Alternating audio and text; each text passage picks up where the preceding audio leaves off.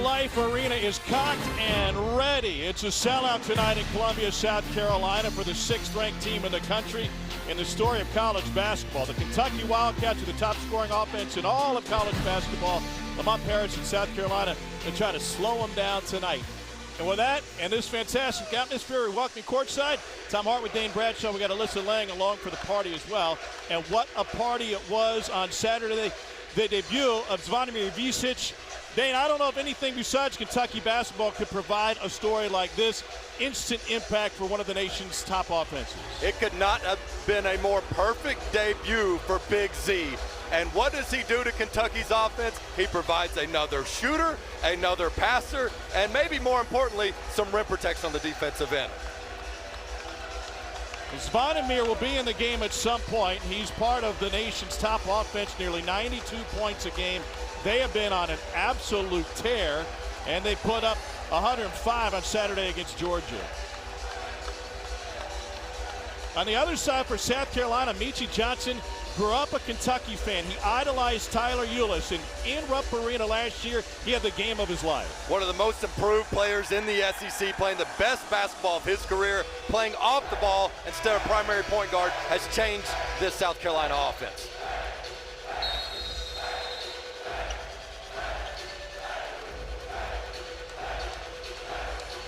Ready to go in Columbia, and this series is dead even over the last 6, and sometimes here in Colonial Life Arena, John Calipari even sticks around to see the end of the game. See if he lasts long tonight. Meechie Johnson gives it up. This is a South Carolina team coming off of a 13-point road win at Arkansas on Saturday. 3-point threat is their 5-man B.J. Mack, and when he knocks those down, he changes all of the spacing on that end.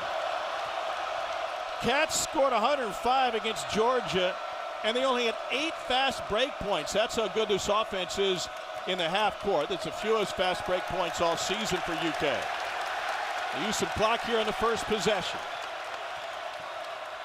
Antonio Reeves, one of the top scorers in the league, with a little push shot. His floater has been deadly. He's got the best floater in the league and the softest touch you can find. South Carolina is 13th out of 14th in the league in scoring 73 points a game, but the story has been their efficiency. They want to play at a slower tempo. They want to use some clock and try to find the best shot possible. And they're able to get it inside, but they kick it out with a shot clock at 4. Here's Mack, guarded by Bradshaw. They brought the double and forced a bad shot and a shot clock violation. I give all the credit to Antonio Reeves. He got switched on the big man Mack, held his own front of the post, and did not allow South Carolina to get the post touch they wanted. The question with Kentucky is, where can't they go offensively? Everybody on the floor is a weapon. Only Division I team with 4 averaging double figures and 3 assists. This is a really good South Carolina defense that, despite the loss, held a big-time Alabama offense to their season low of 73 points in Tuscaloosa. Here's Reeves off the handoff from Bradshaw, and the freshman brings it back out. Shot clock is at 2. Wagner with the drive, and blocked out of bounds. 0.4 left on the shot clock for Kentucky on the baseline. And Kentucky would prefer to shoot earlier in the clock, but this is the South Carolina defense. They rotate, they guard the ball, they don't require much help. And Cooper harassing Wagner there. That's a quick release for Reeves. Home crowd didn't think they got it off, but Bradshaw with the offensive rebound. They thought it should have been a shot clock violation.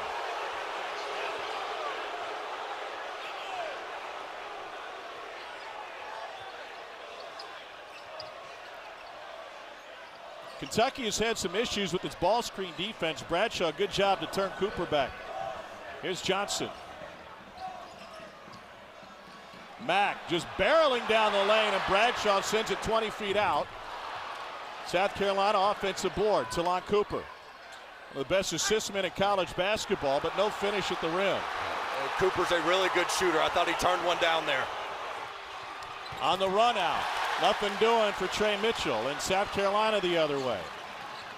Here's Meechie Johnson, forgot the basketball. And now Reeves. It's a Kentucky team that shares the ball really well. 18 assists a game. That's a great job by South Carolina after a turnover, not letting Kentucky get into transition. Reeves behind the screen. And Bradshaw goes over the back. Foul problems have been an issue for Aaron Bradshaw this young season. And now super subs checking in for Kentucky. No Big Z yet. But Reed Sheppard and Rob Dillingham, top scoring subs in the country, come on together. And not only does Kentucky not miss a beat with those two dudes, but the offense seems to get elevated. They get better as they go to their bench. And if you're an opposing coach, typically when another team brings subs in, you kind of take a deep breath. Yeah. Not with this Kentucky team. This is the best 6th, 7th man you'll find in college basketball. 2 first-rounders coming off the bench, and another one in Big Z. Corner turn by Meechie Johnson, got all the way to the rim. Dane, that's a snapshot of what Kentucky doesn't do well. That's a simple ball screen action. If you're not going to help, then Reeves has to contain that, and no help on the drive. Dillingham with the crossover.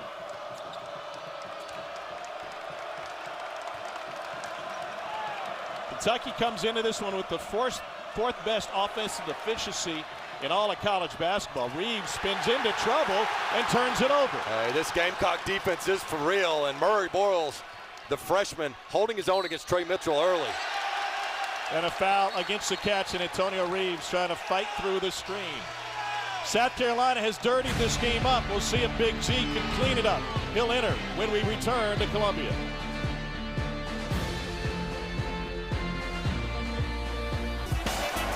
Well, it was the most electric debut in college basketball. Ivisic was unavailable for the first 75 days of the season before he finally got NCAA clearance, and he made an instant impact. Georgia coach Mike White told me it got so loud, I thought Drake had walked in the building. He may not be Drake, but Alyssa, his teammates seem to like having him on the floor. Yeah, and he may have taken the country by surprise, but he certainly did not surprise his teammates this morning at Kentucky Shoot-Around. I asked Antonio Reeves when this team first got an idea of what Big Z was going to bring to this 2024 squad. He said the first time he ever set foot in the gym in Lexington, he got the ball at the top of the key, wide open, no hesitation, drained a three-pointer. We kind of looked at each other and laughed, right? You look at somebody like Big Z, he's not supposed to be doing stuff like that, right? He said he just gives us another great weapon on this team. You don't have to look far to see credentialed people showing their approval for Big Z, none other than maybe the best 44 in Kentucky history, and they've been 3 of them retired. Dan Issel said, boy, number 44 looks pretty good. You're good. Regardless what happens this season, that'll be one of the most memorable and enjoyable moments in college basketball. Just what a fun atmosphere and excitement for Big Z. Calipari told him today, he said, I don't need you to replicate that performance. I just need you to go out, have fun, and play loose. Shot clock is late. It's at 6 for South Carolina. And Zachary Davis is off the mark with his. Davis has moved into the starting lineup after the injury to Miles Studi a couple of games ago. Studi out for a few weeks with a shoulder injury after a hook and hold. A turnover by Reeves. Great denial by Davis. Reeves was not expecting that. Cooper all alone. Got it! Talon Cooper, 42% from D. He's a big-time shooter when you leave him open. He turned one down earlier off an offensive rebound that time. He says, I'm sticking this one. And a push-off up top. And Zvonimir Ivisic picks up his first. If you want to impact winning, do what number 12 in black has done. I mean, he denies the ball reversal, and that time he doesn't hide from that screen. He goes into a physical play, gets a turnover. Kobe Wright now on the floor for South Carolina. Meechie Johnson getting a breather. Kentucky switching on those screens down low. Murray Bowles shares. Cooper again. Ivisic lost the rebound, didn't like it, and then complained, and now a dunk from Josh Gray. 7-0 Carolina run.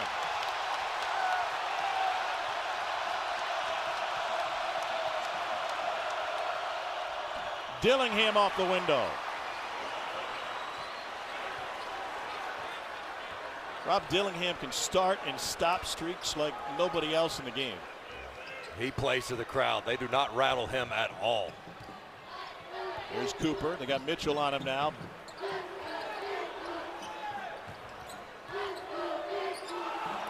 Back cut taken away. Wagner with the steal. Ahead to Sheppard. Looking on the wing for Dillingham in transition. And what a look by Sheppard. Just to have the vision to get it for an open three. And South Carolina's got to calm down on this end of the court. Uncharacteristic 3 turnovers already. They only averaged 10 on the season. If you can take care of the ball, you'll get the shot you want on this Kentucky defense. Inside, a block by Ivisic, and back out front, another offensive rebound. Jacoby Wright.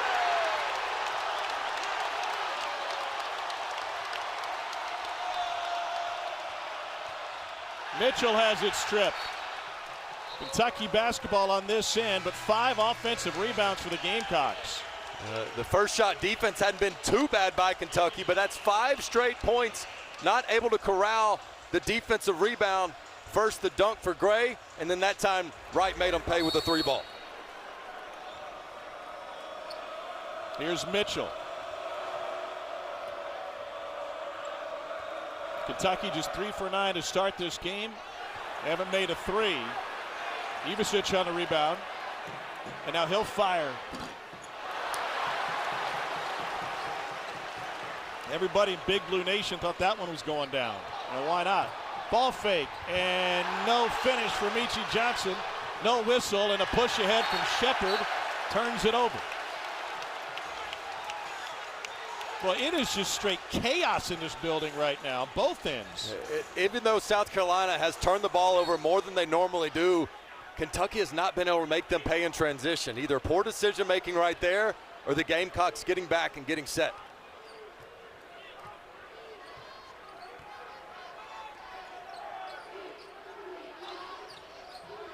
Johnson forgot it, found it. Here's Mack. Great hands by Reed Sheppard.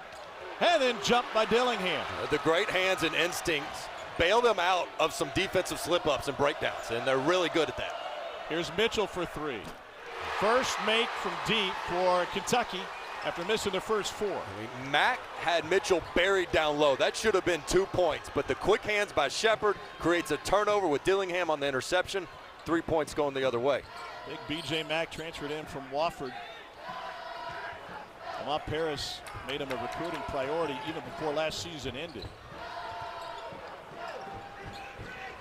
Shot clock at 6. Cooper, nowhere to go. Here's Mack. Muscles his way inside, and Mitchell protects with the block. Well, 5/10 of a second left on the clock when we return from this timeout on the floor. But South Carolina shooting the ball well here early on. Shane Beamer all smiles, and that already has Kentucky fans riled up.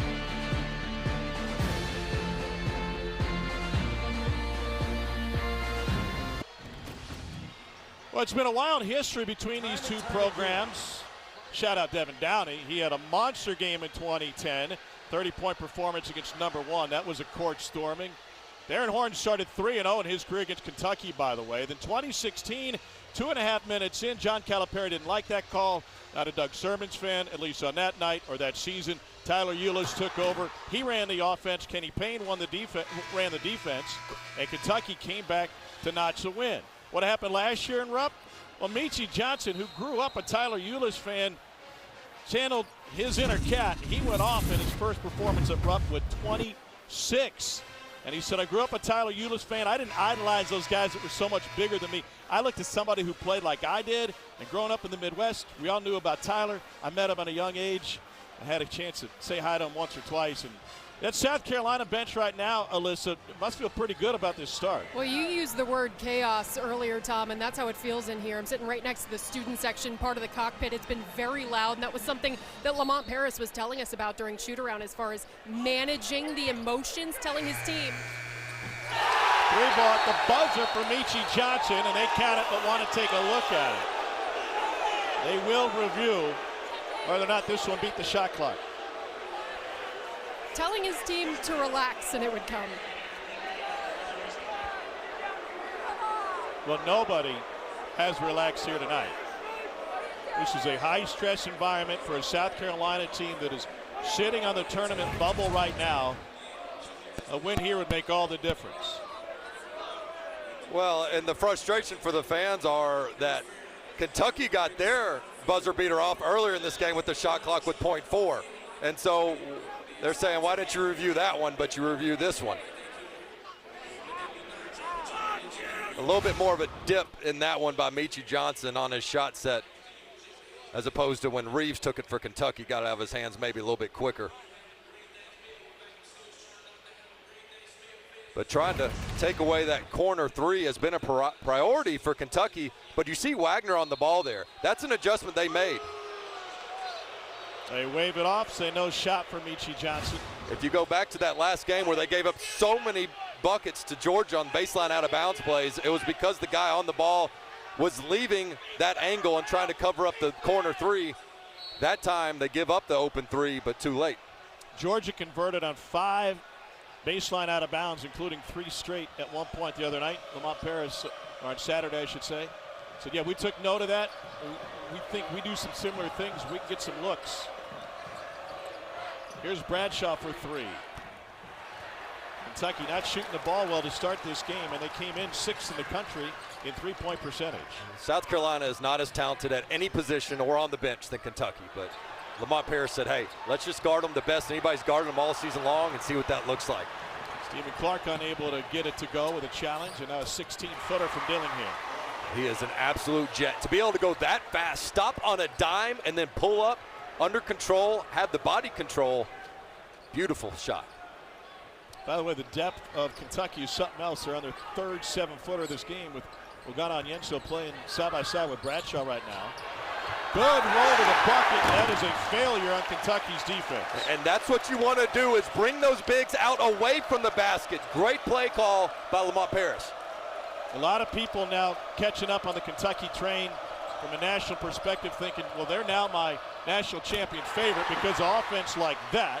Best scoring team in the country at 91.5 points a game. But you've watched a lot of them defensively, so they got a long way to go. Look, I think they've got a national championship offense and a round of 32 defense. So it's hard for me to buy in just how good this team is until they get better on this end of the court. 73rd in defensive efficiency. That's not a number that usually jives with a national championship or even a Final Four team.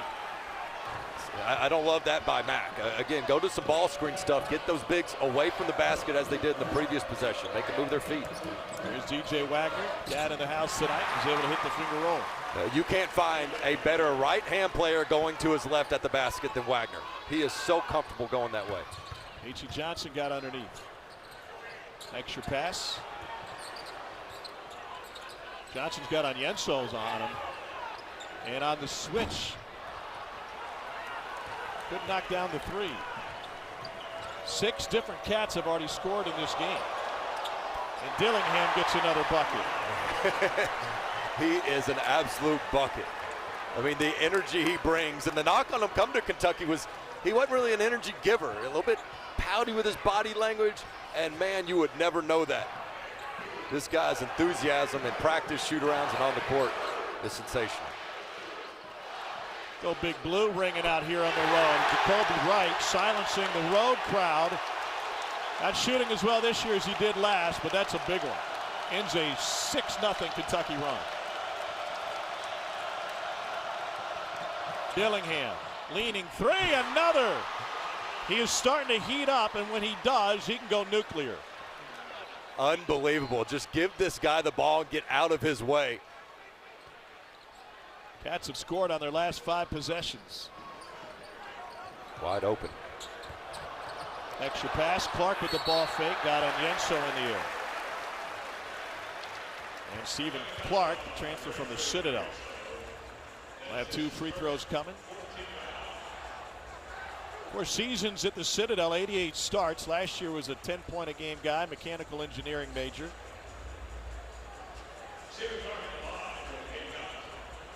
This guy coming from the Citadel, well coached by Ed Conroy. when you have guys that are transferring up into a new opportunity, it's a trend that I think coaches are starting to recognize of, hey, I want people that are just so grateful, chip on their shoulder to prove that they can play at this level. And Clark has come in and just be like, hey, I'm just grateful for the opportunity. Coach, tell me what you want me to do and I'll do it. And he's done a terrific job in that role. From just up the road in Charlotte, where he was a state champion in both the long jump and the hurdles. Clark knocks them both down. Well, Kentucky offensively got off to an inauspicious start, just 3 for their first 11.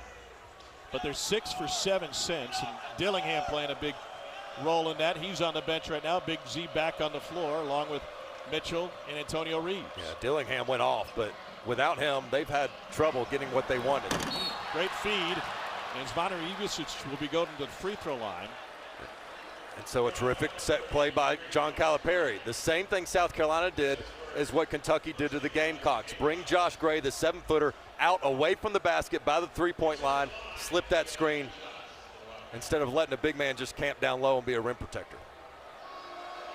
Great conversation with Vondermeer earlier today. And we went back to when he first arrived in time for a Big Blue Madness on October 12th. And the first time I ran into him, he was eating a steak off of a paper plate in the coach's office. He said, yeah, that was my first meal. He's not a skinny 7'2". I mean, he's a solid 220. What I loved about that whole night was the joy from his teammates. This team is so unselfish. You can see with the way they pass the ball, the way they cheer for one another. That's what makes them so special, especially on the offensive end. Can you imagine him folded up on an airplane for an 18-hour flight back to Croatia by way of O'Hare? You'd probably put your seat back on. With 7 on the shot clock, a huge 3 from Jacoby Wright, his 3rd of the night. Lamont Paris's team showing just enough offense to keep the crowd in it tonight. And this isn't just, hey, making threes against Kentucky, their height. This is a good shooting South Carolina team that went through a little bit of a drought early in conference play, but they've got their stroke back. Mitchell telegraphed that one. It leads to a run through on the other side for Meechie Johnson. I just don't know how that happens if you're Kentucky. They never had to pass the ball. They just dribble straight into the teeth of the defense for an easy 2. Wagner gets in the paint. Caught a piece of it. And then a foul. And that'll be charged to Gray and will be his 2nd. Chaos continues in Columbia. We are deadlocked. Kentucky 21, South Carolina 21. Well, South Carolina has come out of the gate hot. They've been knocking down some big shots in transition or in the half court. Well, this is a huge reason why this South Carolina team is thriving under Lamont Paris in year 2. They did not have this sort of three-point weapon last year, and they've got it spread out all over the court. Mac's not in the picture there, but they got 1 through 5 that can really shoot the ball. Like I said, they went through a little bit of drought to start conference play, but that was an anomaly. This is the South Carolina team that can flat out shoot the ball. They are 5-0 this season, shooting over 50%. That win Saturday at Arkansas, they never trailed. Went on a 17-3 run midway through the second half to kind of pull away. It was their 2nd largest win ever in a trip to Bud Walton Arena.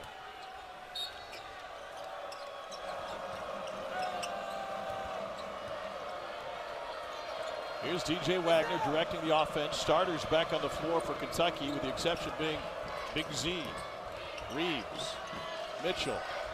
Shot clock at 5. Step back 3 from the top of the key. And into the hands of Gray, who's playing with 2 fouls. To put in perspective how quickly Kentucky typically moves on offense, they've only suffered 3 shot clock violations all season. But Carolina's really making them use the clock tonight. Gray with a touchdown ball. Oh, a big-time jam. And right around Vondermeer. Carolina on a 7-0 run, and now reach-in foul on the defensive end from the Cox. The scouter report was for Ivisic to send South Carolina's 5s back to the baseline, make them spin back into a double team. The double team came late. That's why the opening was there, and Gray finishes above the rim.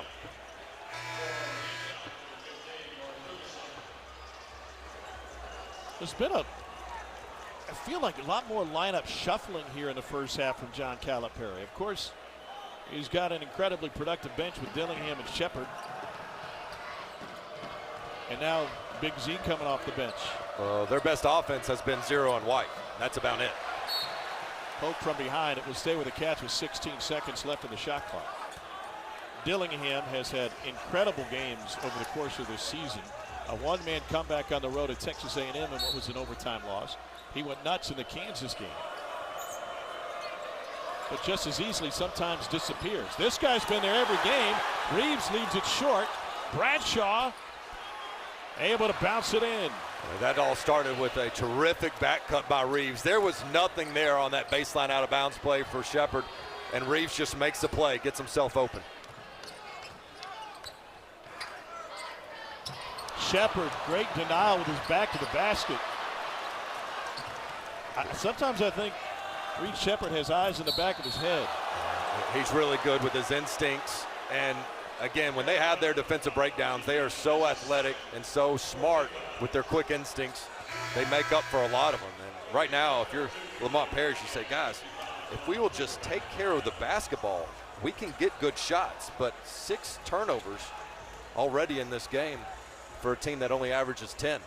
They make a living by not hurting themselves, and right now they've done it too often.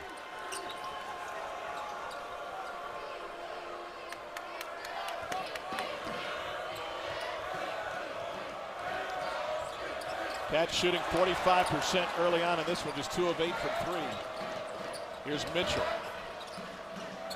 Up top, Dillingham off the mark. Now 2 for 9 from 3. Morris Ivisic on the floor now for South Carolina. They've got great bench production already. Cooper cut off. A touch for Gray, or pardon me, for Murray Bowles, and he throws it to the second row.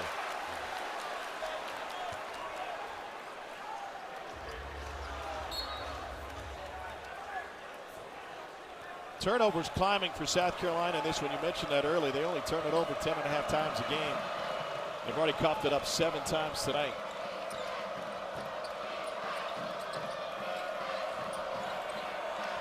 Dillingham picks up his dribble. Here's Mitchell.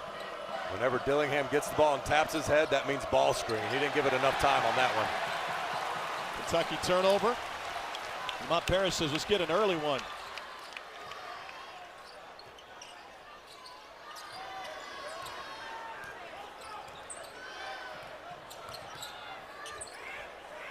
Here's Mack again.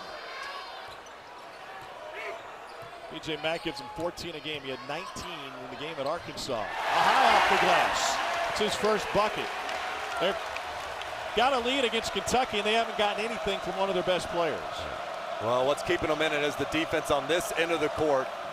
They're one of the best in the SEC. They only allow 6 made threes a game, and that's Kentucky's strength. Right now, just 2 for the Wildcats, so trending well for South Carolina.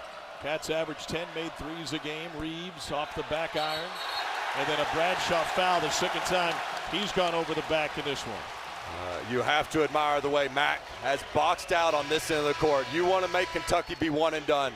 You're lucky if they miss in the first place, but you cannot give them any second chance opportunities. Well done by Mack. So think about what South Carolina has accomplished this far. Meechie Johnson's been on the bench the last handful of minutes with 2 personal fouls, and B.J. Mack's only given them 2 points, and they're up on number 6. Yeah, I think Mack's best chance at filling up the scoring column is pick and pop threes. It's just going to be hard with some of the size Kentucky has down low on the block. You got Wagner on him now. Big time mismatch. See who helps. Nobody really got in there, even though Mitchell tried to dig at it. Cats looking for the tie of the lead. Wagner downhill. Rebounded by Mack. Started his career at South Florida, then Wofford. Lamont Parrish knew him well from his SoCon days. 3-ball no. And Reeves lazily pops it out there. And now Reeves running the floor. And it's blocked. Colin Murray Bowles, the freshman from right here in Columbia, with the rejection. Calipari wanted a foul. Usually when those arms go down, that results in a whistle. Must have been all ball on that end of the court. Cooper goes right by Mitchell, hangs and hits.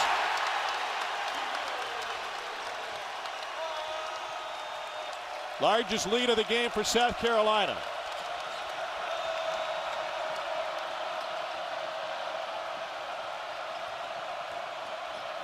Mitchell working on the freshman. A near turnover. Kentucky, we have 10 seconds remaining on the shot clock. Lamont Paris and his South Carolina Gamecocks turning up the D. Murray Broyles, the freshman, has stepped up on a big stage, letting defense create some offense. And how about a tough two? Take it in the chest of the defender. Finish strong.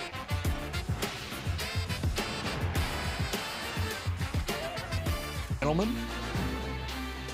All right, fellas, thanks so much. That's right. Kentucky just 38% shooting in this one. And Dane, I think it's fair to ask, you brought up the failures that they've had defensively. And if you look at it in Kentucky blue glasses, you can say, well, hold on. Who cares? We're scoring 92 points a game.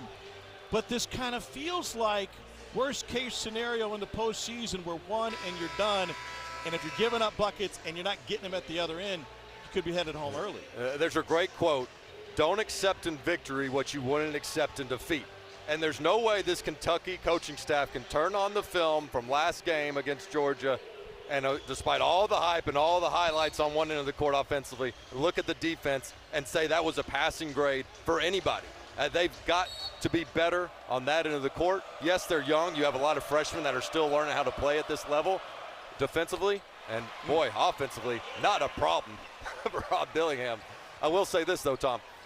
I'm not saying they waved the white flag on man-to-man, but you never know when you're going to need a zone in the NCAA tournament. And maybe 4 or 5 plays a game, just work on it some, because I think this team could be good with a zone. Cooper for three to answer Dillingham at the other end. You know, it's interesting talking with this coaching staff. They work on zone in practice. They work on it just enough, and they have some looks to get multiple 7-footers in the game. But I don't think Kentucky's played a possession of zone since the 2016 game here when Cal got ejected 2.5 minutes in and Kenny Payne took over the defense.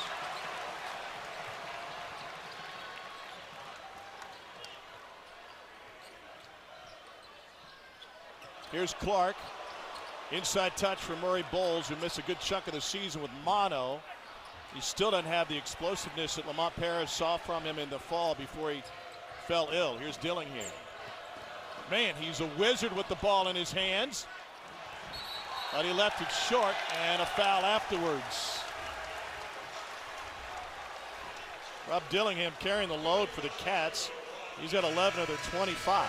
That's a concern, though, is as good as Dillingham has been, outside of that, they have not been getting the looks they want offensively. And so this is a little bit of gut check time for Kentucky. It's like, all right, typically we can score on anybody, anytime, anywhere.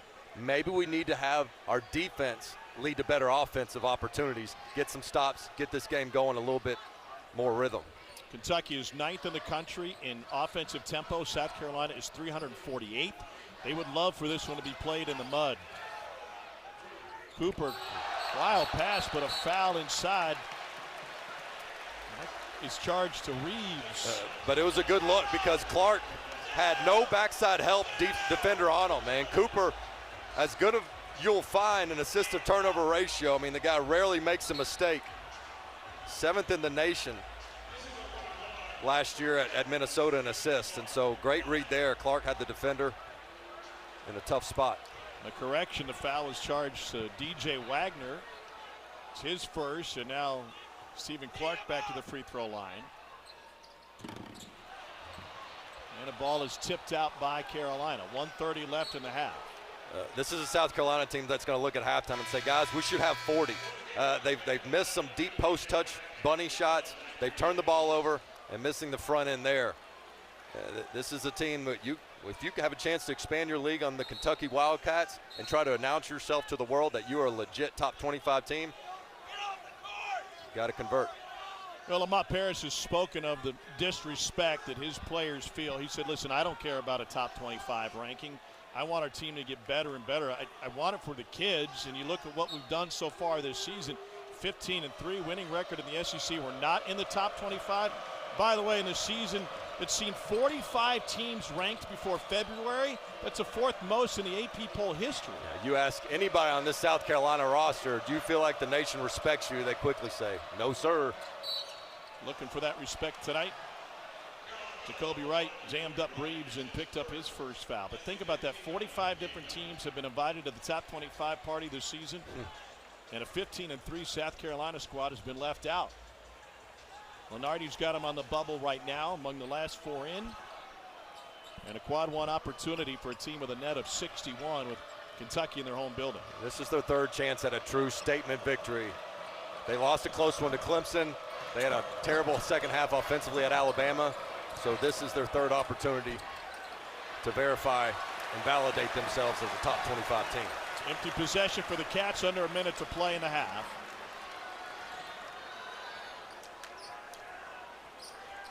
This will be a season low for points and a half for Kentucky with only 25. Here's Mack for three. They got exactly what they wanted. Get Onyenso away from the basket, pick and pop, make him cover ground. Just couldn't knock it down. Wagner downhill. Nobody else touches it for their second straight possession, and Cooper blocked it. 3 consecutive times as Wagner got into that left side. Twice he's been fading to his left, and that time Cooper with the quick hands. He's been able to get into the paint, but it has not been a clean look at the rim thanks to the feisty defense by the South Carolina backcourt. See what the Cats have drawn up here. It's Reeves back to Sheppard. Beautiful play, but he misses the bunny. Been that kind of night for Kentucky.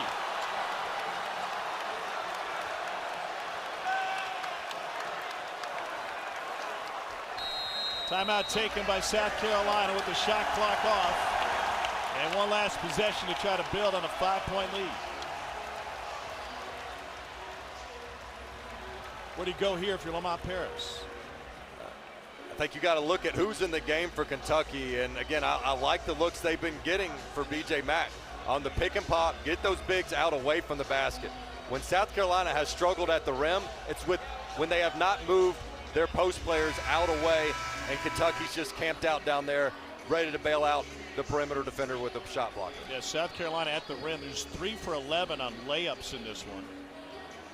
So that size has been enough to bother that South Carolina front line, which has girth but not a lot of size. Mack is 6'8", 270, and Murray Bowles is 6'7", 230.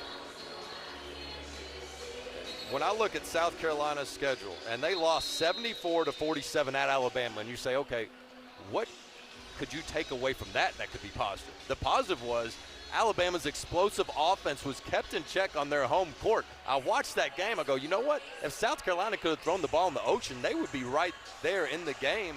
And so I am not surprised at all at how good South Carolina's defense has been. They shot just 22% in that game against Alabama. The credit to Nate Oates' squad. They're top 10 in the country in offensive and defensive efficiency. Shot clock off. Here's Talon Cooper. Transfer from Minnesota. Before that, Morehead State. Now Mack guarded by Mitchell. 2 veterans going head to head. Clock is at 5.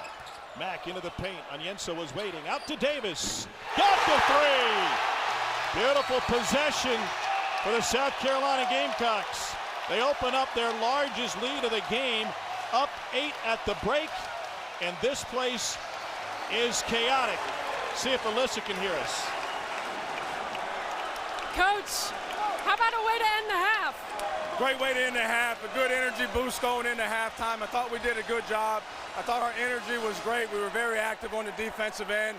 We defensive rebounded, which is very important against an athletic team like this. Offensively, what do you have to do to keep the momentum going in the second half? I think if we can get stops and we get into transition, we get some stuff naturally out of a free-flowing situation. I think that's been good for us. I think also getting the ball inside has been good. Thank you, Coach. Thanks. They won last year at Rupp for just the 3rd time in program history. He joined Horn and Fogler's the only Carolina coaches to pull that off. Can they go back-to-back? Second half will be the telltale. Let's get to the studio. Dari and Pat. Little sandstorm to bring you back. The South Carolina fans are feeling it. The lead is 8. They're looking for their first back-to-back wins against Kentucky since the 2009-2010 season. Tom Hart alongside Dane Bradshaw. Alyssa Lang is here as well. Two things that really stand out. South Carolina defensively is really shutting down Kentucky's high-powered offense, and Lamont Paris's team is hitting some jump shots. Yeah, I didn't expect South Carolina to win the three-point battle in the first half, but that's exactly what happened. They were plus 12 in that first half from the three-point line compared to Kentucky, who only had 2 three-point makes. And here you see how South Carolina was getting them, sometimes inside out. They got a plethora of guys that are all capable of making those. Kentucky gets confused on a switch. They leave Cooper wide open for a 3. And then to end the half, Matt gets away with a little bit of a hook there.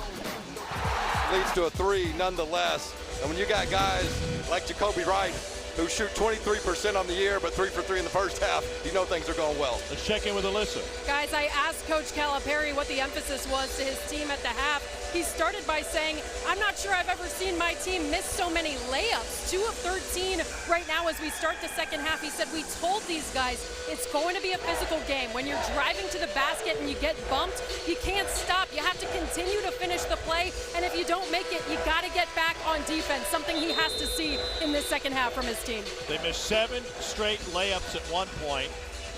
Carolina hitting half of its threes, and the deficit the largest this season for Kentucky. Thank you, Alyssa. One other note, Kentucky remains without Adu Thiero. Talking with Cal earlier today, Thiero's been dealing with a back injury. The call was for more rest. He's really close to coming back. Cal's like, I see him out there doing things, dunking the ball, and now more competition and more guys. Maybe he'll be back sooner rather than later, but it was an injury that called for plenty of rest, and Thiero has had that. This is the 7th consecutive game that he'll miss. Wagner turns the corner on Cooper. Dane, another thing for a Kentucky team that averages 18 assists a game, there's been a lot of one or no pass possessions. I mean, the goal is to make Kentucky take tough twos, run them off the three-point line, and South Carolina's done that. And Kentucky, again, they got to get stops because only 2 fast break points, as you see Reeves with that soft touch that we saw to open the game. But to try to get some tempo going, it hadn't just about been going 2 for 13 on layups. I think there's been a lot of physicality there that has caused that from South Carolina. Only 2 assists on the night for this Kentucky team.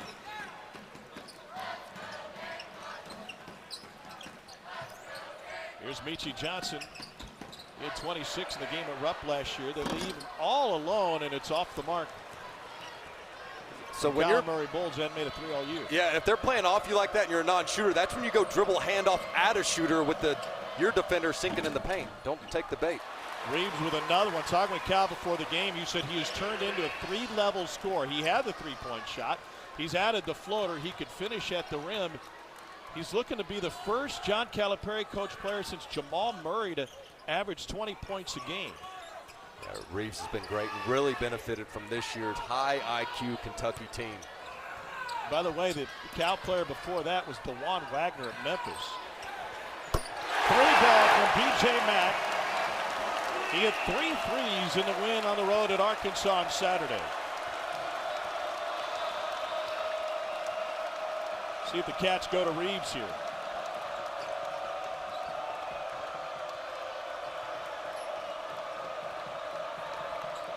Mitchell is a threat to shoot.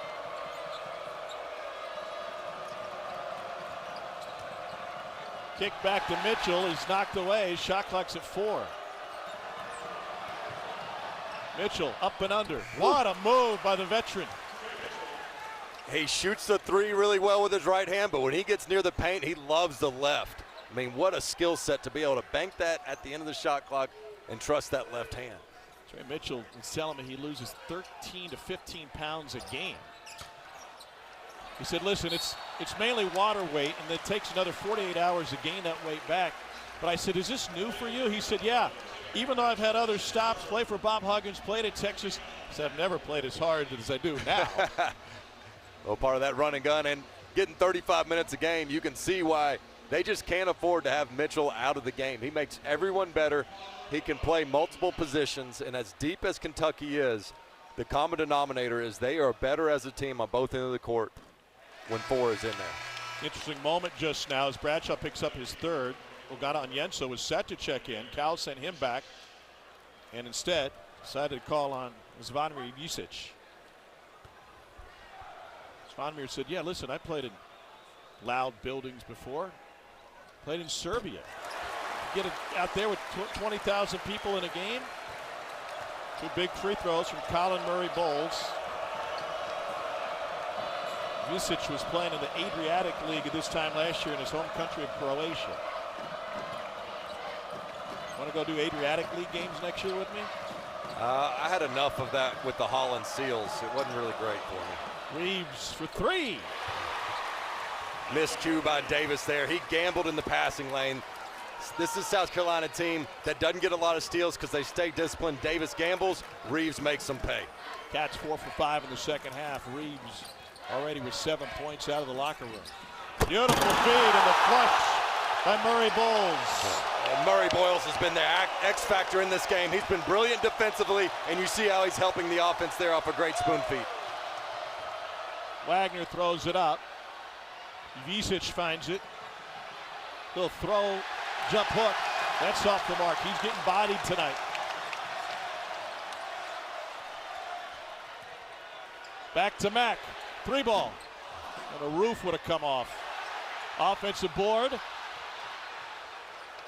And Carolina can reset, sitting on a 6-point advantage.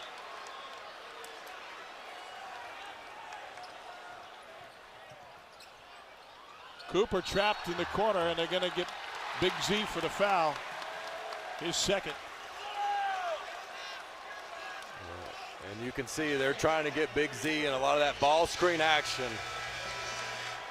It's one thing to come out of the gates and make a lot of threes and be skilled on offense, but when teams start attacking on the defensive end, it's just hard to be game ready and conference ready after such a long sit out. I think it's hard also for a fan base to see what he can do. 13 points and 3 blocks, and try to temper your expectations. At the worst, at the absolute worst, he's going to make this Kentucky defense better with a third 7-footer who's got 5 fouls to give. Yeah, absolutely. I think he can be a rim protector. He's got good instincts and timing.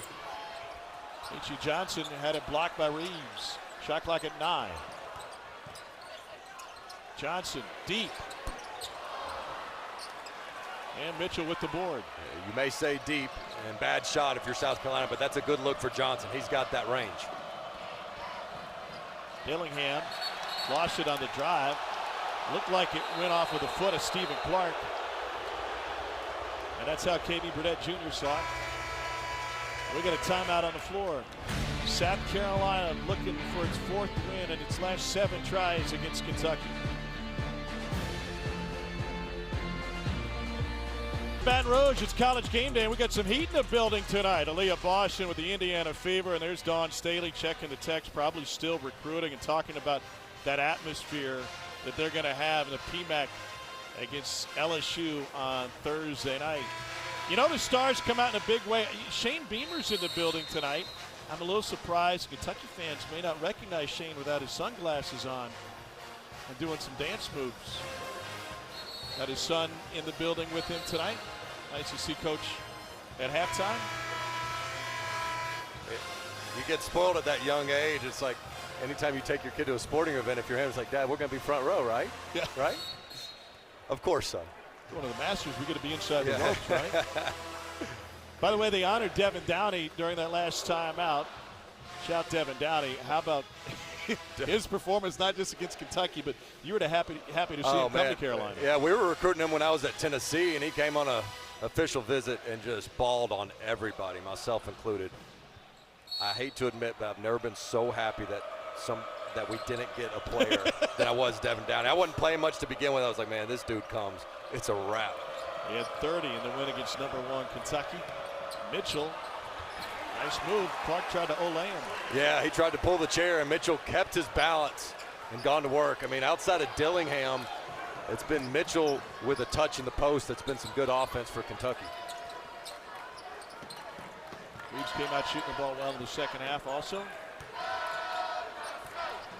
This is a South Carolina team that won on the road at Rupp last year, and a turnover from Zachary Davis. Here's Dillingham out front. Oh, Euroed right into Gray, it seemed like. Kind of stutter stepped and went into the big fella. That starts with a careless turnover by South Carolina. If you're Davis, you got to think advantage, disadvantage. Throwing a pocket pass to 7-foot Josh Gray, who's not a pick and pop guy, 20 feet away from the basket. You just got to keep that dribble alive, get something better.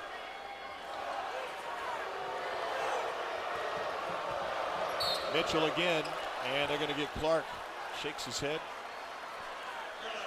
Kentucky likes that matchup. Clark will battle down there, but I think Mitchell will take that all day long. Trey Mitchell was asked about playing on the road in this environment this week, and not many empty seats to be found in this building. He said, you know, I'm more excited about going on the road. Get a chance to hear him boo you, the respect that they have for this program. Now, remember, this is a guy who went back to Texas Tech with Beard's team after he had left Lubbock. He said, I don't think I'll ever see a scene like that. They nearly turned the Texas bus over, shaking it side to side. Well, he has been the ultimate transfer portal pickup for this Kentucky team. I don't think anybody thought that one of the major keys for a turnaround for this Wildcat team would be this man right here, Trey Mitchell. But he passes it, he shoots it, his IQ's there, his voice is there. He's brought tremendous leadership to mix in with the talented youth. He had 18 and 12 against Louisville included, and that total was 4 threes. And he's money at the free throw line tonight. And don't forget, it was a long part of this season where there were no 7-footers available. So he's like, no problem, I'll hold down the 5 spot. Need me to move to the 4, play at the 3, whatever you want. Cooper turns the corner.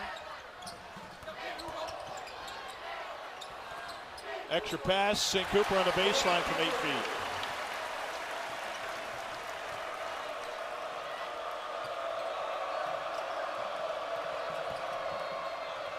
Now Mitchell, left it short.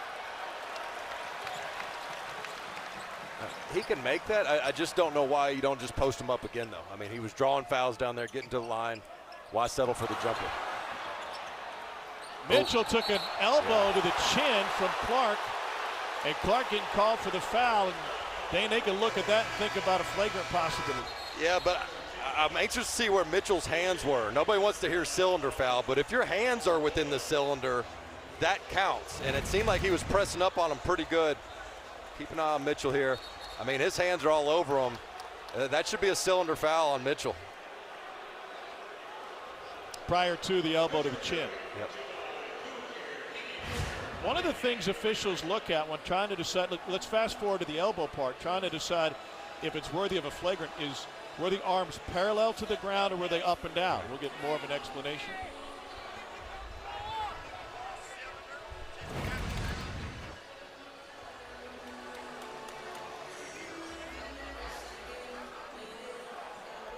They're taking an extra look, as Ron Gruber explains, to see indeed if there is a cylinder foul that occurred before the elbow. What else did you learn? Well, and because they made a call on the play, this could be upgraded to a flagrant. It could be changed to a cylinder foul. That means, sorry, just to clarify, right now it's Stephen Clark's 3rd foul and possibly a flagrant. It could change to a foul on Trey Mitchell. That's right. Explain the cylinder. Explain how close you have to be as a defender within the offensive player's area. Yeah, so even though Mitchell wasn't in what we call the cylinder, being within a few inches of the play, you got to give the offensive player room to move. And so because the hands were inside the cylinder, that still counts. Even though that part wasn't really part of the play, he was in the cylinder, and I'll be shocked if they don't come back with this and say cylinder foul. It's exactly what we're going to do. The space a player may legally occupy defined by an imaginary cylinder surrounding the player and extends from the floor to above the player. And so they take away the foul on Stephen Clark and they assign it to Trey Mitchell instead, essentially for not giving him space.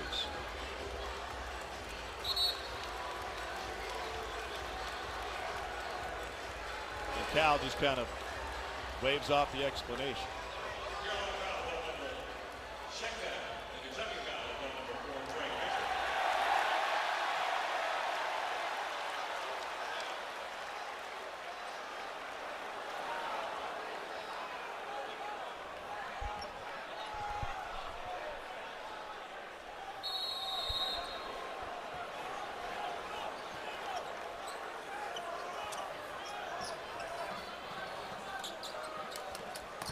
Murray Boyle's trying to make something happen. Went away from home for his final year of high school out in Utah. Lamont Paris said that's where he really grew as a player. Cooper got to muscle into the paint. Dillingham spin move like a ceiling fan, but no finish. You know you're a good team when you got multiple songs, multiple genres out about you, from the Thundercats to Robin Reed. Dillingham said, yeah, I heard that song. I like it. I think it's pretty good. I said, well, anytime somebody writes a song about you, you're obligated to approve of it. I do not speak from experience. 3-ball right. Got it.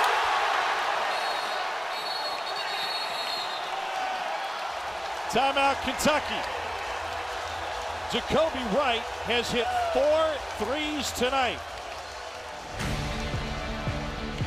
Maybe turning into a moment and a night to remember for the Gamecock faithful.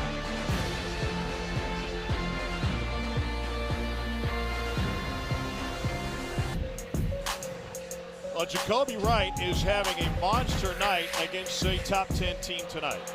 This guy is just a gamer. He steps up in big moments, unafraid of the competition, the environment, anywhere. 23% on the year from 3.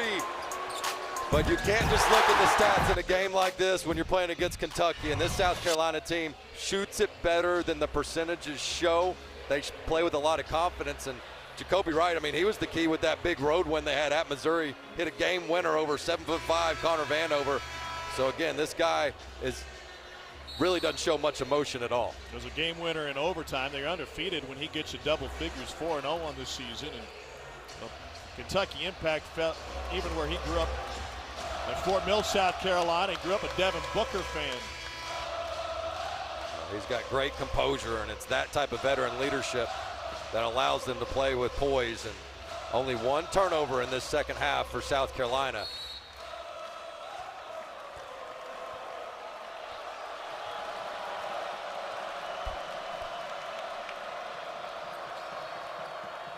Alyssa, what'd you learn in the Kentucky huddle? A couple different things. Calipari emphasizing to his team, hey, when you're going to lob it up to the bigs, lob it up higher. They had a moment with Dillingham and Ugo where it was a little too low.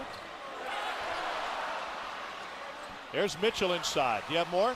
So they're going to be going more full court to try to change this tempo up.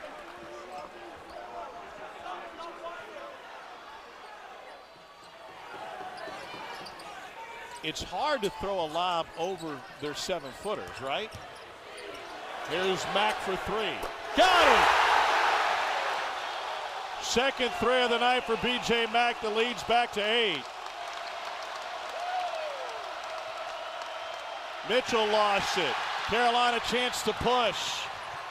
Wright has it rejected by Mitchell. And now Kentucky the other way.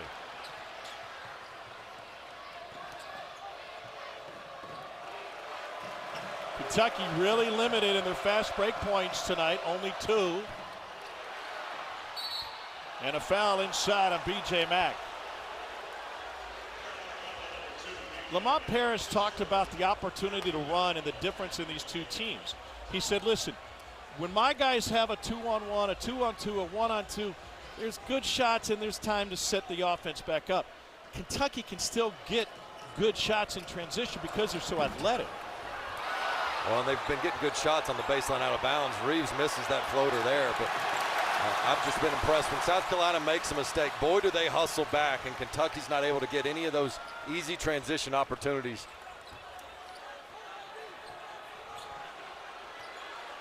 Wagner really leaning on Cooper. Turnaround jump hook. What a shot. Talon Cooper has led South Carolina to its largest lead. And a bump out front. With every minute that passes by, this South Carolina team is growing more and more confident.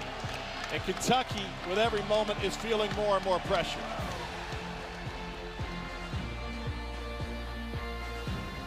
Carolina has held Kentucky to just 38% shooting, and the Gamecocks have gotten big buckets from their biggest of big men. Well, this is a microcosm of the game right here. South Carolina getting open threes and breakdowns on Kentucky's defense, drawing 2 defenders in the paint. Drive, draw, dish. Great job by Meechie Johnson. And B.J. Mack, being a pick and pop big, has changed this South Carolina offense from where it was a year ago.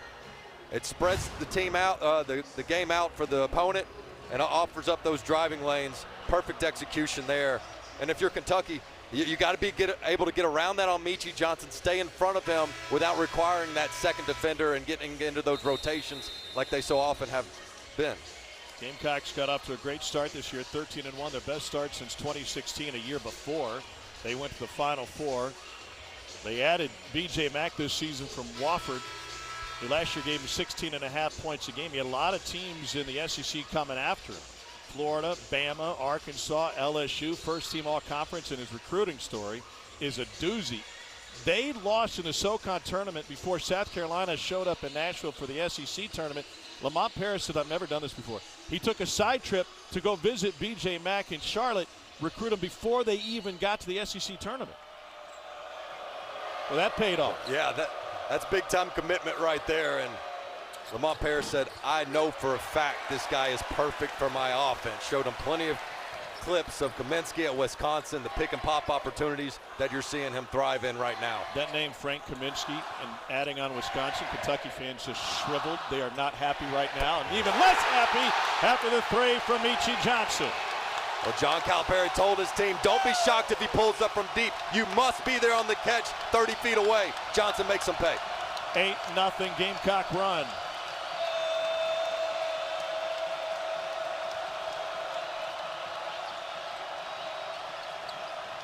Wagner from 15. What a move. That could be a good shot for him, especially as teams are waiting on him to drive hard to the basket with that rim protection. If he can add that to his arsenal, it takes him to a whole nother level.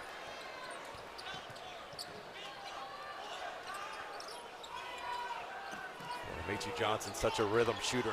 Got to find a way to get five the ball again. Try to get a touch on the post. Shot clock is at 4. Wasted a lot of time. Cooper. Whoa! Now he's feeling it. That's a deep 2.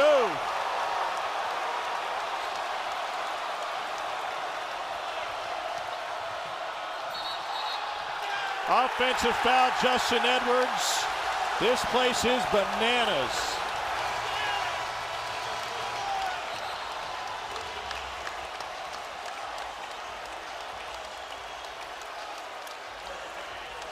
Meechie Johnson told us today, there's nothing I want more than to knock off Kentucky again.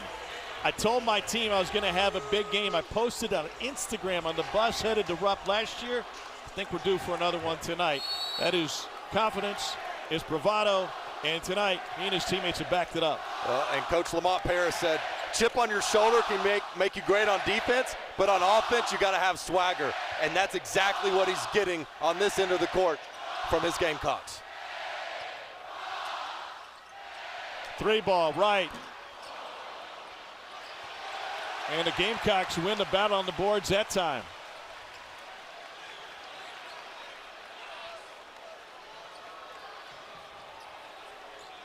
.13 South Carolina lead.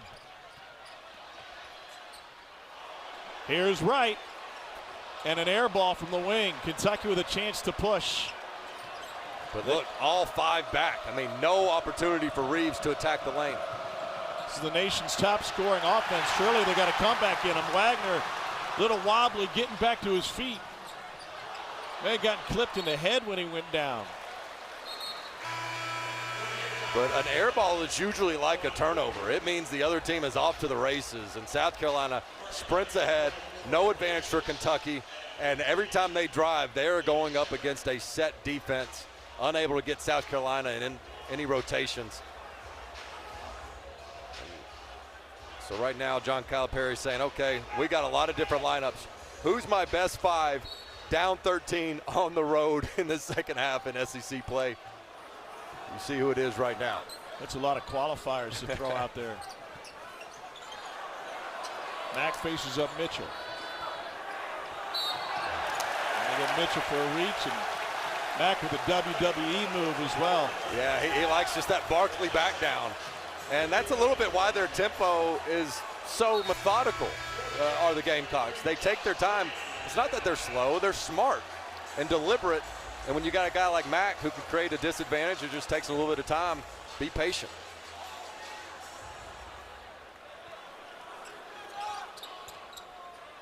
Whoa, wide open.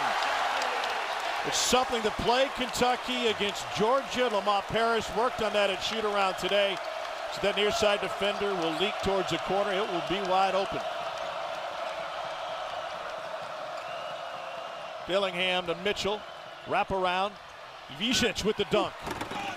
Way to finish up top, Big Z, and go up strong. And boy, did that, they need that one. They've got to follow up a score with a stop. Question remaining in this game is, can the Cats offense get hot? Craig, couple pump fakes. Ivisic with the foul. And Josh Gray going to the free throw line for a three-point chance.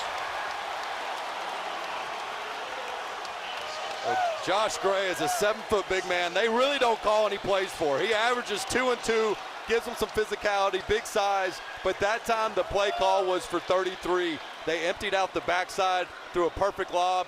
And you talk about patience. 1, 2, 3, 4 pump fakes before the and one. Gray started his college career at LSU. He's a 7-foot senior from Brooklyn. Gives him 2 points a game. Tonight he's got 7. They are beyond ecstatic here in Columbia tonight. 16-point lead over number 6. This is shocking.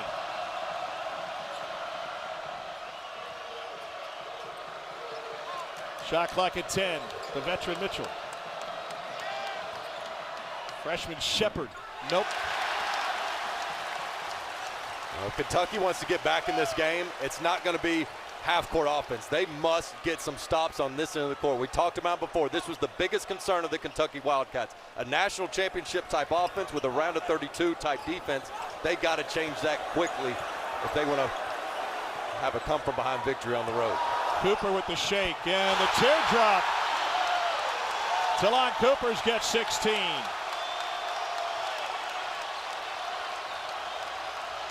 Carolina looking for a knockout blow here late in the half. And a foul on the drive. Kentucky get a chance to regroup. And this South Carolina team is going to strut back to its bench in front of this sellout crowd. They're playing with oodles of confidence tonight. The Good Hands Play the Game brought to you by Allstate. It's a season high in conference play for threes for this South Carolina team. Well, they were red hot in the first half. You wondered if it would carry over in the second, and it sure has. And most of them have been very quality looks, many off of assisted makes. Mack has been huge with his pick and pop. Cooper's been dynamite as well. Michi Johnson, we hadn't said his name much, but if you come out there with a hand down, it'll be man down. Michi Johnson loves the big stage. It's a team that made a school record 18 threes earlier this season against George Washington, but an SEC high with 10 tonight. Alyssa? Standing over at the South Carolina huddle just a few minutes ago, guys, they are feeding on the energy inside this building. You know, earlier today at shoot-around, Michi Johnson was reminding his team very loudly, very vocally, we live for nights like this. Listening to all 5 players on the floor sitting there saying, this is our game right now. They're controlling the momentum. They certainly feel that way, and they feel like they can go on a run here to try to put this one away. If they can hold on to this lead, Alyssa, thank you, of 18, it would match the largest margin of victory over Kentucky since joining the SEC. That was the last year for Billy Gillespie at Kentucky, and Darren Horn was the head coach here at South Carolina. His son Walker on the Kentucky bench today. Zachary Davis with the foul. That's his first. He's done a pretty good job on this end of the court, but he got an earful from Lamont Paris because not once but twice as he tried to gamble in the passing lane. He's got to be disciplined on this end of the court.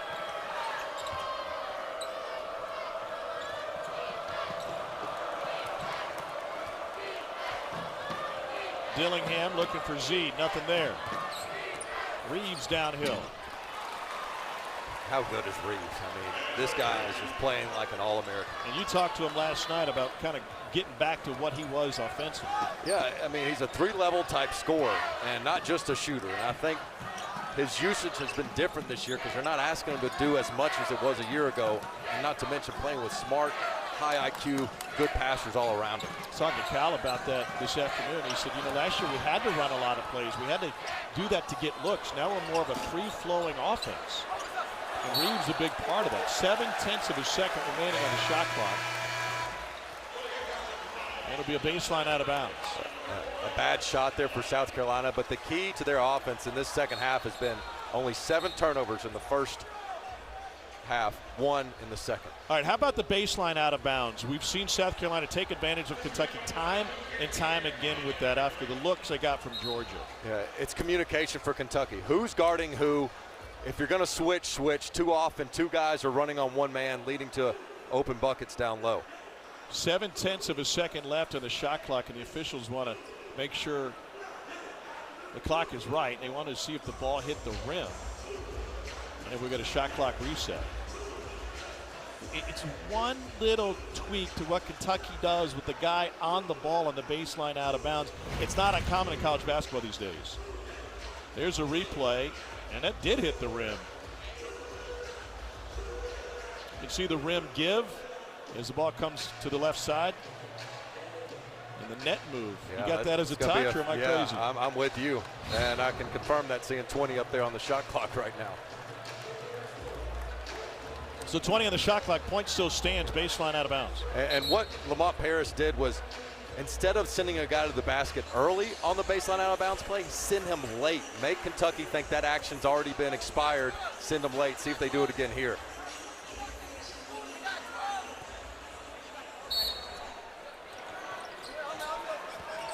Reeves turns back around to get in front of the ball. There it is. And there it is! And they expose it once more. Michi Johnson this time. It's the timing and development of that. Yeah, don't go just once. Go a second time after the defense thinks you're not going to cut that way again. Great play call by Lamont Paris.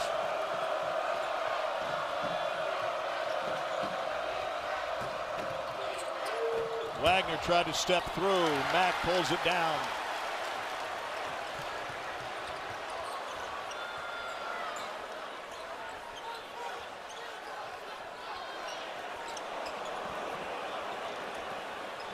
Michi Johnson had 26 last year at Rupp, and looking for an assist to Murray Boyles.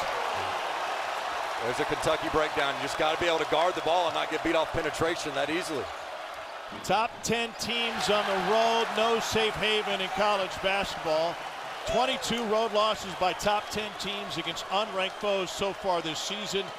That's the most before February in AP poll history. This is a Kentucky team that averages 19 assists a game. That's what makes them so good. Right now, it has just been a my-turn offense. And number 0 on White hadn't gotten a turn. You might want to get Dillingham the rock as well. He's their best one-on-one player.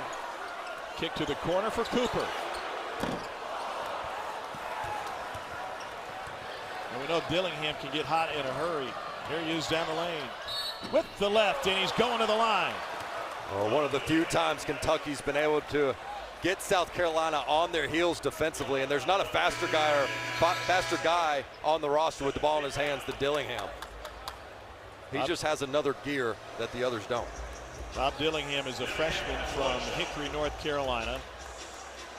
Played at Combine Academy, then went out to play at Kanye West School, Donda Academy, out in Simi Valley, California. That didn't last long. That school was disbanded, ended up in Atlanta at Overtime Elite.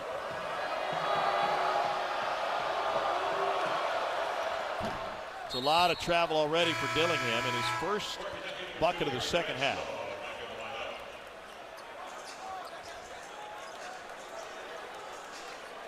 Here's some of that full court pressure that they just hadn't been able to really set up because of the inefficiency in their half court offense. You got to get a bucket in order to get into it. Shooting just 40% in this game. Tough to set it up.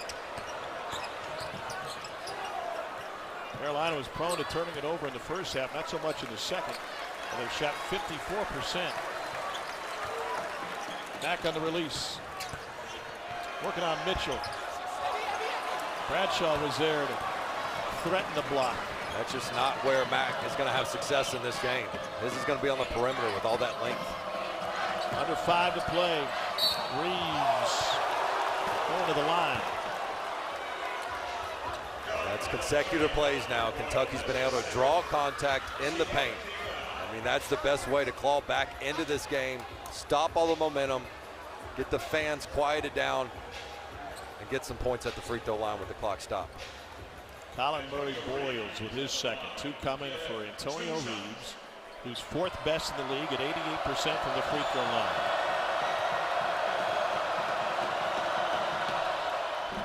Reeves has scored 20 in 3 straight. The last cat to do that in 4 consecutive was P.J. Washington back in February of 19. He's on the cusp of being a 50, 40, 90 guy. 52% from the field, 43% from 3, and 88% on the season from the line. The only other person in college basketball that does that is right here in the SEC, Tamar Bates at Missouri. Missouri and A&M to follow us right here on the SEC Network. Bates coming off of a monster game this weekend for Missouri. The lead is 15. It was as large as 20 just a moment ago. It's a big cushion, but the hardest part of an upset is the close, when there starts to be a little bit of tension in the stands. They triple teamed him but couldn't get the ball. Here's Wright. Working on Justin Edwards. Nice feed. Murray Boyles shares again, and Gordon with the jam. Sensational ball movement. Yeah, Murray Boyles, the freshman, has been phenomenal on the defensive end. Makes the right read there. 30 and black's been terrific. Dillingham with the pull-up. He's got 16 to lead the Cats. He's 7 of 12. Just got to keep getting 0 to the rock. Good things are happening right now. Cats can't get a stop. They can't get closer in this game. Dillingham forces a jump ball, and the arrow will keep it with Carolina.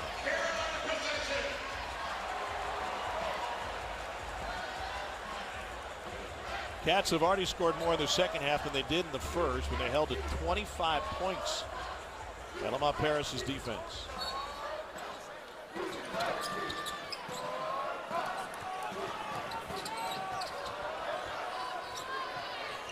Lon Cooper, 4th among active players in career assists. Murray Boyles. And Cooper with the rebound. I shouldn't have reset it though. They never hit the rim, did it?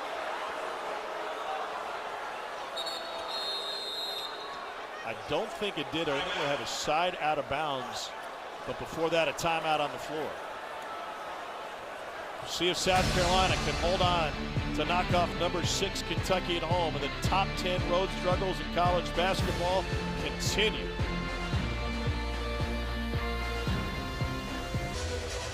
Tom Hart, Dane Bradshaw, Alyssa Lang as South Carolina aims for an upset.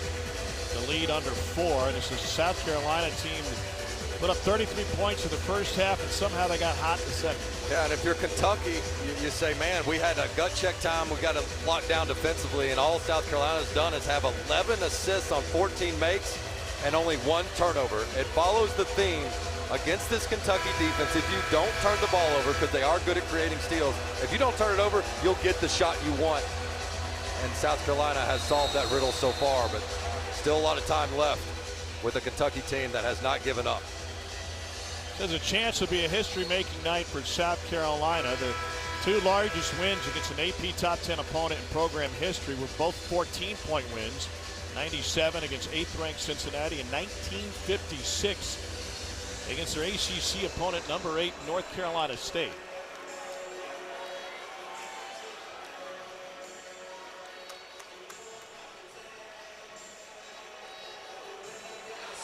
What is it about top 10 teams in college basketball struggling on the road? There's a target on the back, and home court advantage matters. Calipari is all the way out in court. He's nearly at mid-court right now. He's just out of your screen. You can see his shadow on the right side. Here's Cooper. Tough shot. And he hits the midi. He's been unbelievable. 18 points, 5 rebounds, 5 assists, and has controlled the pace of this game. Who is the leader on this Kentucky team? We know offensively Dillingham wants it. I think Trey Mitchell's your guy. He's the veteran. He's the voice in the huddle. But right now, he's not your best offensive threat. And he turns it over. Kentucky's struggles in the paint and at the rim have been a story all night. They catch a break on that possession. Yeah, they're seeing bodies every time. Even when Reeves and others have made some tough floaters in there, it's typically been a contested tough two.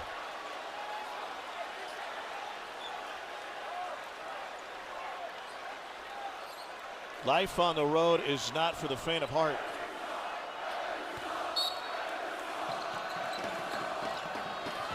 Here's Reeves, power move. He's just so good. That's 3 times now he's gotten good looks on baseline out of bounds right there on that baseline.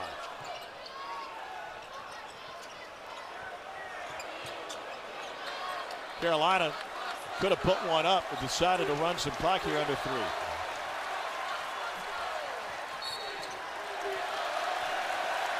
Foul on Edwards is second. You called it a really smart play by Mack. Instead of trying to do the crowd-pleasing 3-ball, understand time and score, waste some clock, Kentucky has to foul out there on the perimeter. They're extending out there. That's not their strength. And Wright puts it on the deck, gets the hand check. Jacoby Wright scored 4 points in this game last year. He came in averaging 6 this season. And he is having a night that he's going to talk about the rest of his basketball playing life and then some. Yeah. If you would have told me Mack and Meechie Johnson would have been held into single digits this late in the game, I would have said Kentucky's running away with this one. But guys like Wright and Cooper and Murray Boyles have been phenomenal. Wright's got 13. Is 5 off of his career high, and a foul in transition will go against South Carolina, and that is on Meechie Johnson. That was a concern for Lamont Paris, was how good Kentucky has those advanced passes. They get it up the court so quick, and I like that drive by Edwards initiating the contact, going to that strong hand. Here's Justin Edwards, a freshman from Philly. Came in as the jewel of this recruiting class, the #1 class in the country, but this hasn't advanced at the same level as some others have, whether that be Dillingham, Wagner, Sheppard. But to his credit, the reason he's in the game right now is because this Kentucky staff says, you know what, who's our best defensive lineup we trust right now, and he's part of that. He's not part of the equation as best offensive 5 guys they can put out there, but this is where he can create his niche, is on the defensive end when they must get stops. And Edwards able to knock down the free throw for his first 2 points of the night. Chance to put on the pressure. Meechie Johnson gets rid of it quickly. Lamont Paris likes to say, if my team has 75% of the talent of the opposing team, I expect to win the game. If we don't, I'm furious. When we talked to him today, he expected to win this game tonight. Well, and I don't know that he has 75% of the talent, but boy, is this a true team. And they just hurt you in so many ways. It all starts on their defense. And even right there, breaking the press late game, what a luxury. You've got 3 guys that have played the point guard position at South Carolina to break that press, with Wright, Cooper, and Meechie Johnson. Cooper obviously the primary, but the others have a lot of experience at that spot as well. He said he wanted to get his team to the top 25 for his players, but he was also keenly aware of the selection committee. He said, listen, these are humans. I know how they think. Forget about the algorithms. Forget about all of the formulas that they lean on. If you've been in the top 25, they start paying attention. They remember you on Selection Sunday. Should be a second quad 1 win for South Carolina. Dillingham off the back of the rim. And a good hustling save by Talon Cooper.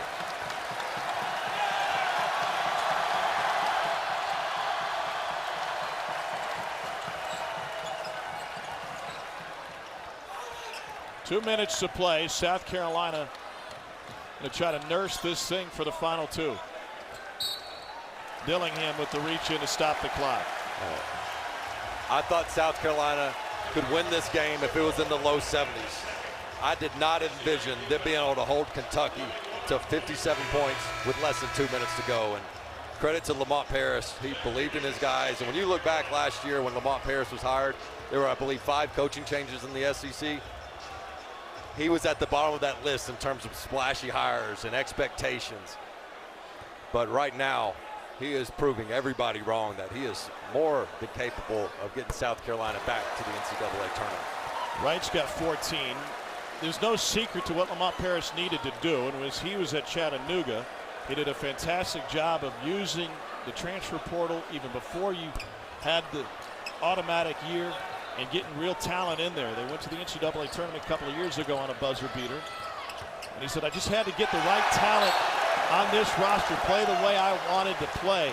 Last year, pretty much a wash. Even after their big win against Kentucky, well, they fell apart down the home stretch. This is different. And he'll be the first to tell you, their defense is further along than they ever thought it was. They knew they'd be good defensively, but they felt like they're becoming elite. And we talked about it earlier, even in a loss at Alabama, they held the Crimson Tide in check on that end of the court. And you see what they're doing now against a team that's usually in the 90s at this point. South Carolina is 12-0 this year when it scores 70 points or more. And looking to go to 13-0 on that. All right, let's put our focus on Kentucky for a moment. You said all week when we were talking leading up to this game, the defense is a real problem no matter who does or doesn't want to admit it. What was worse tonight, more of a concern, defense or offense? I'd have to point at the defense because this is a South Carolina team that I do not look at as an explosive one. And here in the second half, 15 of 28, 11 assists on 15 makes. It just shows they've been able to get whatever they want. Now, if they can lock in Kentucky and get those defensive stops, of course it'll help their offense. But this is why I've been hesitant to say Final Four or bust for Kentucky if they can't right the ship defensively. 20 for Cooper. Not quite a downy, but close to it. Dillingham. Nope.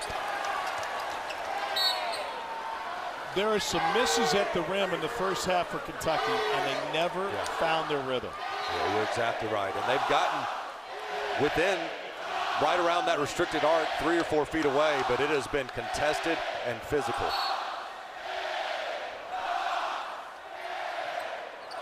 It's a physical game. Even John Calipari's got some blood on his lip. Here's Sheppard. Big time 3 for his only bucket of the game with a minute to play.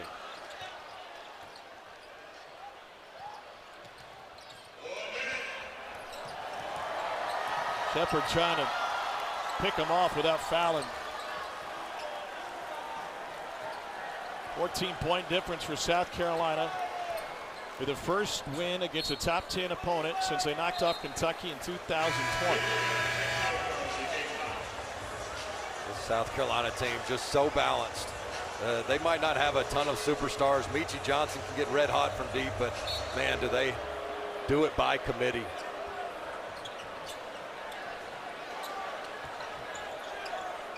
Deep 3. Why not? Meechie Johnson again. And the capper for this South Carolina team.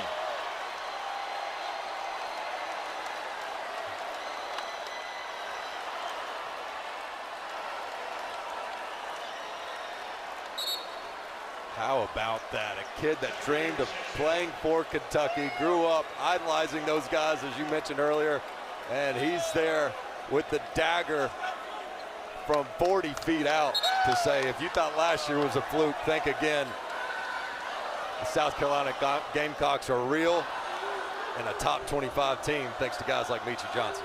We got Missouri coming to town on Saturday. That's a 1 o'clock start on the SEC network. Then they go to Tennessee a week from tonight. What a matchup that will be, two defensive-minded teams. And what a week. This is college basketball, right? There wasn't a happier locker room than Kentucky's, with Big Z coming back, having one of the most fun games anybody could ever remember at Rupp Arena, and then life on the road in the SEC brings you back down to earth. No doubt. Reeves, a little off balance.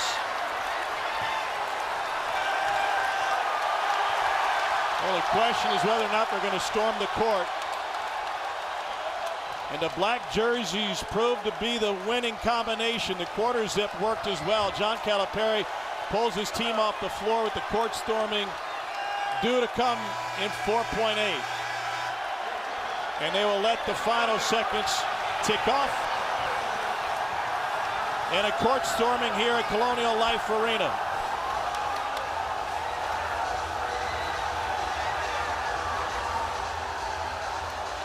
From a court storm to sandstorm, another ranked team, another top 10 team goes down on the road in college hoops. This isn't about what's wrong with Kentucky. It's about what's right with South Carolina. The Gamecocks have arrived on the national scene.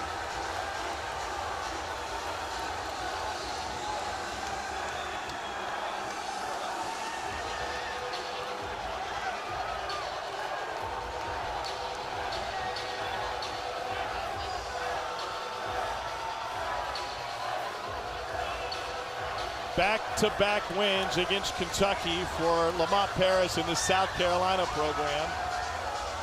One on the road at Rupp and one here against a team, Dane, that on Saturday looked unbeatable. But South Carolina came into this, and Lamont Paris told his team, he said, hey, this is our goal.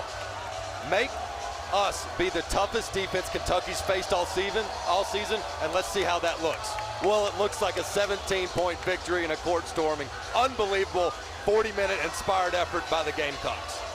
Everything worked well for South Carolina tonight. Let's check out every detail counts. Brought to you by Pfizer. And boy, it was the guard play, playing with great confidence, starting with Meechie Johnson. It sure did, and they just did so many things well, sharing the basketball, getting the easy twos. As Kentucky had to extend their defense, they couldn't keep the man in front of them. Breakdowns happening, help comes, no help the helper, and it was easy twos when they weren't making threes for South Carolina. Somewhere in that mass of humanity is Alyssa Lang. Coach, you've talked about the chip on their shoulder that this team has played with. You just knocked off a top 10 team in front of a sold-out crowd at home. What does this one feel like? It's awesome. I can't wait to get back in the locker room with my guys. This is a great moment for them. They've worked really hard. They've been committed to defense in a way that I've rarely seen, and I think you saw that tonight against a really talented offensive team, so I'm just proud of them. You've hung your hat on the defense of this team all season long. What was the mentality of the way they approached this one tonight? Yeah, each guy guard the ball as well as you possibly could, be as solid and as disciplined as you possibly could, and then fight like hell on the boards. Should this team be ranked next week? If they're not, that's a real problem. I'm not on the committee, but maybe this will make them pass the eyeball test somehow, so we'll see. Coach, is this a new quarter zip, or are we adding this one to the record? It was an undefeated quarter zip, so I felt pressure to go with an undefeated quarter zip tonight. Congratulations, Coach. Thank you. And the quarter zip stays undefeated. Incredible scene in Columbia. Gamecocks snap a 6-game losing streak against AP top 10 teams. They'll be partying throughout the night. Their last win against a top 10 team was January 15th against Kentucky. Alyssa. Here with Talon Cooper. Talon, you had a career night tonight. Talk to me about what this team's mindset was coming into this game. Our mindset was just to be us, just be us and play our ball. And, we came out to win, so main thing I say just be us. Coach has talked so much about the culture that this team has built. I'm watching you guys on the bench coaching each other up to finish this one. How would you describe the way you just played with this group of guys tonight? Unbelievable. Togetherness, just family. I mean, we all love each other. Before the season, always said we had each other back, and that's what we did tonight. Came out and played for each other. It felt like you guys couldn't miss, certainly from 3. Was there a moment where you individually felt like, I'm going to throw it up and it's going in? Late shot clock. I had no choice but to throw it up, and it just felt good, and then went in. I'm thankful. I know you guys have talked about earning the respect of the rest of the country, getting ranked. Is this enough to do that tonight? Big opportunity. I mean, great team, and we just came out and proved that we're here. Like, they counted us out, but what are they going to say now? Congratulations, Talon. Thank you.